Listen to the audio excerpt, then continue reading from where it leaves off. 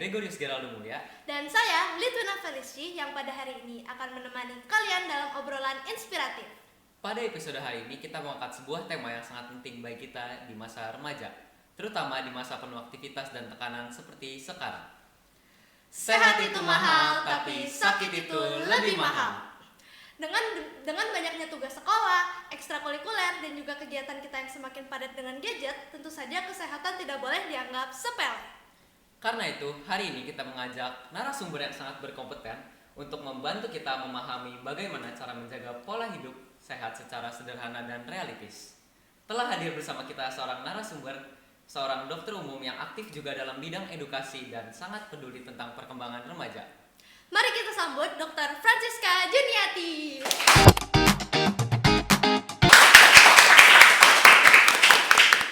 Selamat datang dokter dan terima kasih sudah hadir pada kesempatan kali ini.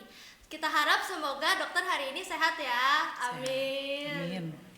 Baik dokter, sebelum kita masuk ke topik yang lebih besar tentang pola hidup sehat, kami ingin mengajak penonton untuk mengenal dokter lebih dekat dulu nih. Oke, sebelum ke pertanyaan-pertanyaan tersebut, mari kita mulai dengan hal-hal yang dasar. Oke, jadi dulu mengapa sih dokter memutuskan untuk menjadi seorang dokter? Saya menjadi dokter itu sudah sejak dari kecil. Saya tinggal di lingkungan bergerak di bidang kesehatan, terutama ibu saya. Oleh karena itu, saya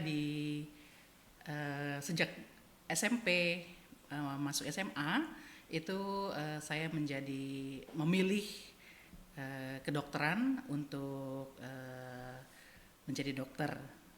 Nah, saya berkecimpung di bidang kesehatan sejak mulai SMA, itu membantu ibu saya memeriksa pasien dan registrasi untuk di klinik kami. Saya rasa itu saja. Oke, jadi menurut dokter nih, kan mungkin karena keluarganya ya, tapi ada nggak sih ketertarikan sendiri dari dokter? Apa sih yang membuat ibu tertarik untuk menjadi seorang dokter tersebut di samping karena keluarga itu?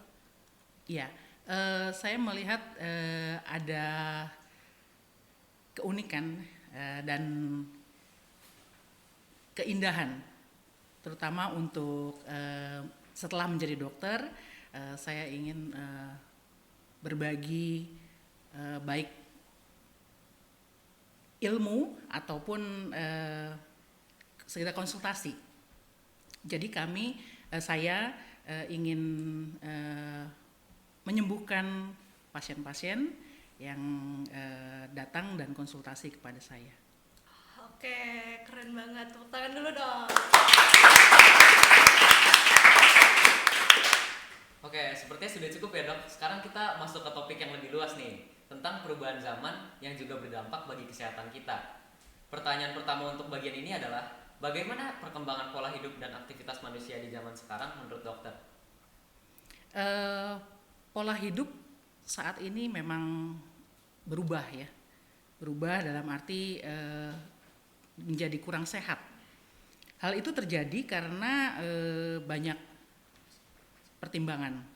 Salah satunya adalah dengan pekerjaannya dan kegiatan-kegiatan yang sangat padat. Ya, terutama untuk anak-anak remaja yang saat ini masuk kelas 9 terutama ya. Nah, itu pasti akan ke arah ujian. Jadi mereka pasti akan ke kegiatannya padat dan banyak pekerjaan yang membuat pola hidupnya menjadi kurang sehat. Dan satu lagi itu karena pola hidup yang berubah adalah kurang istirahat, ya, kurang istirahat dan pola makan yang kurang baik.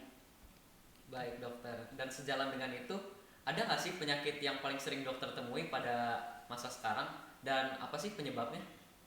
Ada, tentu ada. yang banyak sekali datang ke kami dokter-dokter itu terutama adalah GERD.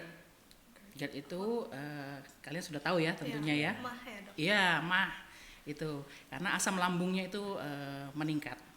Nah, GERD itu disebabkan oleh karena apa? Karena stres. Nah, banyak sekali yang anak-anak remaja yang banyak stres, jadi banyak pikiran, jadi larinya ke GERD. Dan satu lagi yang pasien-pasien kami yang banyak adalah influenza yang dalam arti batuk pilek yang berkelanjutan. Oke, terima kasih dokter. Nah, kalau misalnya kita kilas balik sedikit ke masa COVID-19, kan itu akhirnya karena marak banget, jadi kita isolasi tuh di rumah aja. Nah, kira-kira masih ada nggak sih dampak dari isolasi tersebut terhadap kehidupan kita di zaman sekarang? Iya, dampak sih pasti ada. Ada dua dampak positif dan dampak negatif. Nah, dampak positifnya adalah setelah COVID biasanya kan ada yang WFH ya. Nah, jadi mereka biasanya lebih kurang kegiatan di luar gitu. Jadi pola hidupnya biasanya jauh lebih baik. Tapi bukan berarti kalau WFH itu baik, itu sih tidak baik gitu.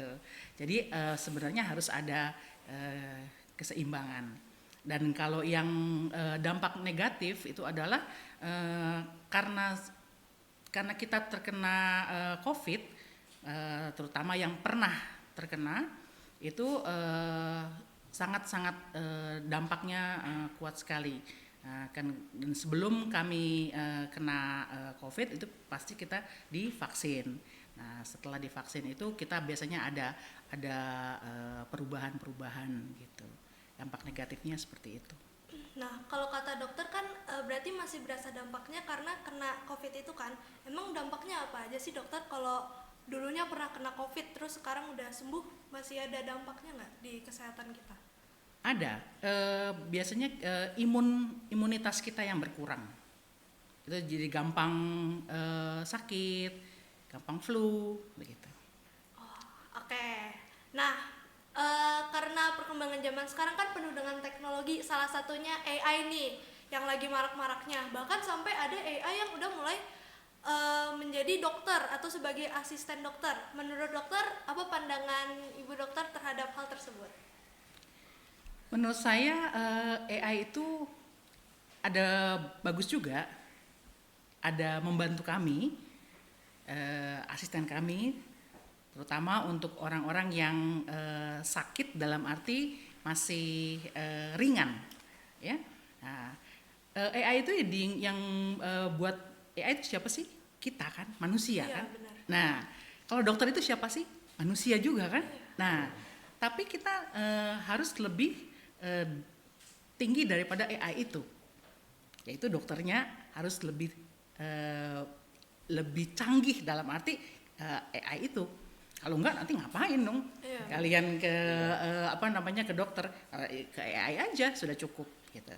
Nah, ada perbedaannya kalau dokter itu memang hubungan interpersonal. Interpersonal itu dalam arti kalau misalnya pasien itu datang masuk ke ruangan, itu sudah ada langsung kontak batin, kontak mata gitu. Jadi, nah dari situ kita perbedaan dengan AI itu. Kalau AI kan cuma hanya bagaimana ini, dia langsung dijawab gitu ya. Nah justru perbedaannya dengan dokter, nah disitulah kita bisa berkonsultasi, bisa berempati gitu. Ya. Oke, kalau menurut dokter nih, terus kalau gitu dokter lebih prefer pakai AI atau nggak pakai AI? Karena kalau menurut aku sendiri ya, kalau pakai AI itu dokternya jadi harus kerja 2 kali lagi, karena ngecek ulang lagi kan dari hasil sistem itu. Enggak dong, saya lebih memilih ini pribadi untuk konsultasi begitu. Oke, sebenarnya sudah cukup ya dok. Sekarang Iya. kita lanjut ke inti masalah kita nih yang paling dekat dengan kita semua, tentang remaja. Bagaimana sih cara remaja tetap menjaga pola hidup sehat ketika tugas dan kegiatan sekolah tuh yang menumpuk banget? Ya, kalau perlu waktu ya memang ya untuk mencari makanan yang baik, untuk istirahat yang cukup gitu. Nah, untuk kegiatan-kegiatan di sekolah itu memang harus kita olah dari pikiran kita sendiri gitu. Itu yang harus kita buat supaya semuanya jadi sehat dan baik. Baik dokter, dan di sekolah kan sekarang kebanyakan kegiatan menggunakan gadget.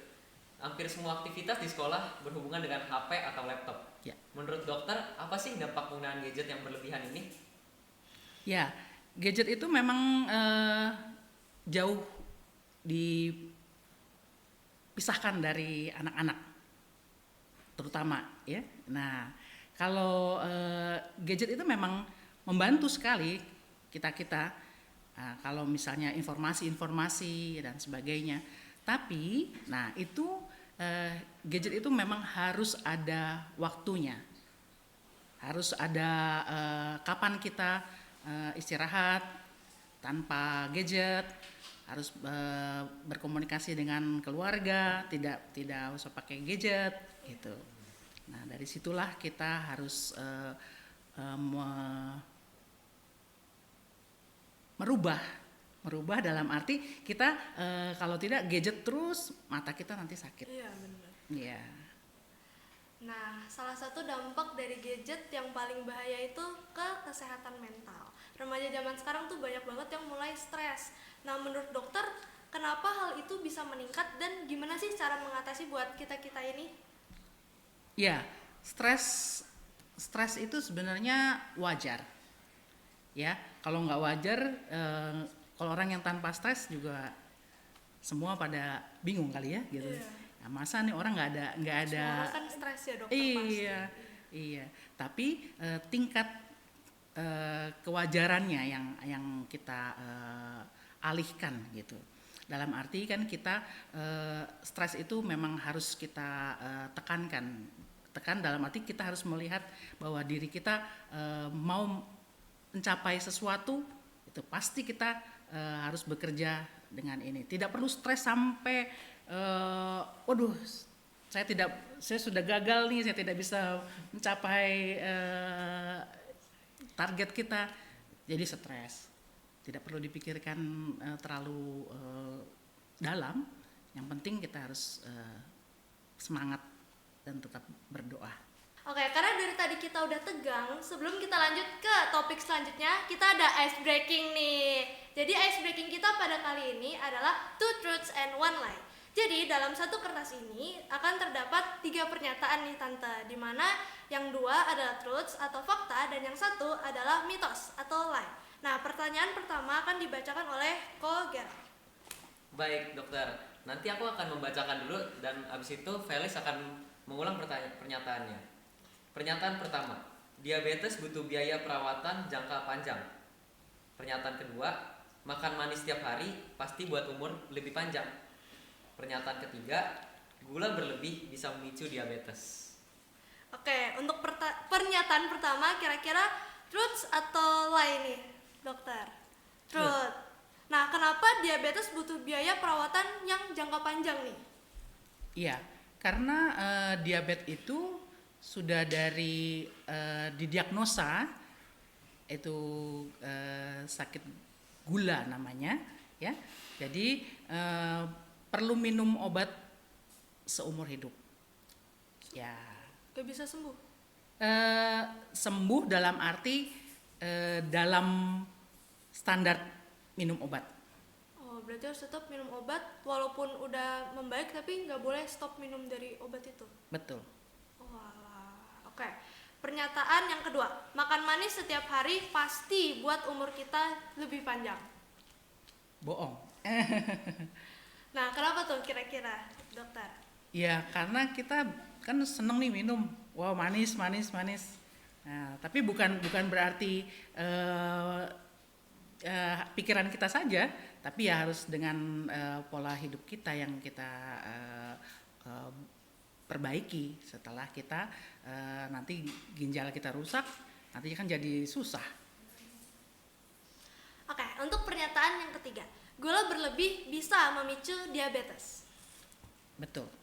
Iya, karena kan diabetes itu karena glukosa yang kebanyakan ya Tante. Ya, betul sekali. Iya, tapi kalau dari kayak buah-buahan gitu kan nggak bakal menyebabkan diabetes kan? Cuma Tergantung buah-buah apa yang terlalu banyak, ya itu juga tidak baik. Oh, berarti ada beberapa buah yang kalau kebanyakan juga nggak baik buat tubuh. Ya, Contohnya apa tuh kira-kira Bu Dokter? ya mangga itu kan sangat manis, itu ya. Nah, Saya suka lagi mangga ya. boleh tapi jangan berlebihan. Ya, Oke, untuk pertanyaan yang kedua Oke, kita pilih dulu. Pernyataan yang pertama, merokok setiap hari bisa meningkatkan stamina. Pernyataan yang kedua, harga rokok lebih mahal dari harga hidup sehat. Dan pernyataan yang ketiga, merokok bisa merusak paru-paru. Baik dokter, aku akan mengulang pertanyaannya. Iya. Pernyataan pertama, merokok setiap hari bisa meningkatkan stamina. wah, salah. Kira-kira kenapa itu dokter? Iya, kalau merokok itu kan merusak paru-paru. Tuh. Kok jadi lebih ini ya, stamina kita jadi lebih sehat. Wah, enggak, itu salah. Justru malah lebih mempercepat. Karena paru-paru kita kalau kena paru-paru kena perokok, ya itu biasanya akan mempercepat. Baik, untuk pernyataan kedua, harga rokok lebih mahal dari harga hidup sehat. Betul sekali. Karena rokok itu biasanya kan satu kotak itu kan seharga dengan ya nasi goreng lah, itu. Iya, benar. Ya kan? Iya. Nah, jadi sebaiknya kita alihkan dari uang rokok ke uang buat makan kita. Baik, untuk pernyataan yang ketiga, merokok bisa merusak paru-paru. Betul sekali. Seperti tadi yang saya katakan, itu rokok sangat merusak paru-paru karena dia akan mempercepat kita pergi. Baik, Oke. untuk pernyataan selanjutnya, cek kesehatan rutin bikin masalah terdeteksi lebih cepat. Pernyataan kedua, banyak penyakit datang tanpa alasan yang jelas. Pernyataan yang ketiga, cek kesehatan itu membuang uang karena tidak penting. Oke, saya akan mengulang lagi pernyataannya. Yang pertama, cek kesehatan rutin bikin masalah terdeteksi lebih cepat. Betul. Betul. Karena kalau kita cek ke laboratorium atau ke dokter spesialis, gitu, pasti akan terdeteksi penyakitnya. Oke, untuk pernyataan yang kedua, banyak penyakit datang tanpa gejala yang jelas. Betul. Betul. Berarti gimana cara kita mendeteksinya dong, dokter? Karena gejalanya kan nggak jelas. Iya. Ya. Ya kalau kita ke dokter kan pasti kan akan kita ini ya, kita dicari penyebabnya. Nah nanti kalau setelah dia dicek sama dokternya, nanti dokter akan melakukan pemeriksaan selanjutnya. Oke, untuk pernyataan yang ketiga, cek kesehatan itu membuang uang karena tidak penting. Itu salah. Karena semakin kita dicek penyakit yang kita dideteksikan itu penting, itu bagus, dan itu tidak menurut saya tidak terlalu mahal ya apabila itu benar-benar dideteksikan kepada kita. Oke, terima kasih dokter. Sama-sama. Baik, sepertinya sudah cukup ya ice breaking kita. Nah, kita lanjut ke pernyataan berikutnya tentang pola hidup sehat. Nah, banyak orang merasa sulit atau malas memulai pola hidup sehat karena merasa itu mahal atau butuh waktu yang lama. Bagaimana sih cara membangun pola hidup sehat yang murah dan praktis menurut dokter? Eh, Menurut saya kalau pola hidup yang baik itu eh, tidak harus mahal, tidak harus mahal ya. Dalam arti kita bisa makan makanan itu dengan buatan orang tua kita atau dari ya pokoknya di luar dari beli di restoran atau di tempat lain. Kecuali yang juga dengan junk food begitu ya. Nah, jadi kita bisa meminimalkan keuangan untuk makanan. Dan satu lagi yang kita ini kan adalah kita harus alihkan gitu loh. Alihkan dalam arti ya untuk olahraga gitu. Olahraga dalam arti kita nggak perlu di tempat gym, tempat yang mahal-mahal ya, terutama kita sekarang dengan jalan sehat saja, keliling komplek kalau misalnya, atau di pokoknya lari pagi gitu. Saya rasa itu. Oke, jadi pemerintah sendiri kan ikut membantu ya dokter untuk menjaga kebutuhan makan untuk anak-anak melalui program makan bergizi gratis atau MBG. Nah, terkait hal tersebut, menurut pandangan dokter bagaimana sih program MBG ini untuk kesehatan anak-anak dan juga remaja? Program MBG itu bagus, cara wacana itu baik, tapi sampai saat ini saya melihat ada oknum-oknum yang kurang bertanggung jawab dalam mempersiapkan MBG itu untuk anak-anak. Ada yang sakit, sampai ada yang meninggal. Nah, itu disitulah. Jadi kami saya melihat ada oknum-oknum yang menggunakan apa yang dia diamanahkan oleh pemerintah, nah, tapi disalahgunakan. Baik dokter, jika dokter diberi kesempatan untuk memberikan saran dari program kerja pemerintah di bidang kesehatan, apa yang akan dokter usulkan? Yang saya usulkan terutama untuk di sekolah ya, itu adalah kantin di sekolah. Kantin di sekolah itu harus diusahakan untuk mencari makanan yang sehat dan bergizi. Saya rasa itu. Oke, tapi kan misal aku sendiri kan jarang jajan ya. Kalau untuk di kantin, dan juga ada beberapa anak yang mungkin juga nggak dikasih uang jajan. Jadi apakah itu akan signifikan untuk kita-kita ini? Ya, kalau yang biasanya membawa makanan itu dari rumah itu sangat sangat baik. Tidak perlu jajan di kantin. Tapi apabila ada yang tidak membawa tapi belum makan atau akan makan, nah itu sebaiknya ke kantin yang boleh dibilang kantin sehat dan dari tenan yang UMKM terutama. Oke, baik dokter. Sekarang kita akan masuk ke bagian terakhir. Selain diri kita sendiri, tentu saja lingkungan kita yaitu sekolah dan juga keluarga memegang peran penting dalam menjaga kesehatan kita. Maka dari itu, apa tindakan yang tepat dari sekolah untuk menunjang kesehatan anak-anak dan juga remaja? Kalau dari pihak sekolah, saya menyarankan untuk menggiatkan ada edukasi tentang ya bagaimana caranya mengusahakan mengoptimasikan UKS.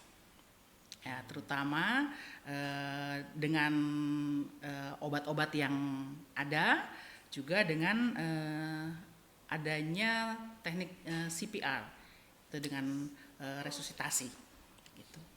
Untuk sementara untuk anak-anak sekolah SMP, saya rasa itu. Oke, baik dokter. Untuk pertanyaan terakhir sebelum kita menutup acara ini, apa pesan serta tips dokter kepada orang tua di luar sana agar anak-anak mereka tetap sehat, baik fisik maupun mentalnya? Kalau untuk orang tua, ya saya menyarankan ikutilah anak-anak yang sedang remaja, sedang menuju ke kedewasaan tanpa ada tekanan, dan yang harus kita dengarkan ya supaya mereka bisa mengembangkan apa yang dia inginkan. Dan dari pihak anak-anak terutama itu harus belajar dengan baik, harus menunjukkan kepada orang tua itu bahwa kalian jauh lebih baik dari harapan mereka. Itu saja. Tak terasa, perbincangan kita pada hari ini sudah selesai. Kita sudah membahas mengenai banyak pembelajaran dan juga pengalaman untuk hidup sehat. Terima kasih yang sebesar-besarnya kepada Dr. Francisca Juniati atas waktu, ilmu, dan wawasan yang bermanfaat bagi kita semua. Untuk teman-teman yang menonton video Camar pada kali ini, semoga kalian dapat membangun kebiasaan sehat yang lebih baik melalui langkah kecil. Dan jangan lupa untuk selalu mengikuti kegiatan Camar lainnya dengan topik menarik lainnya. Saya Litwina Felici. Dan saya Gregorius Geraldo Mulya, izin pamit undur diri. Sampai jumpa di episode berikutnya. Tetap jaga kesehatan dan Tuhan memberkati. Salam sehat.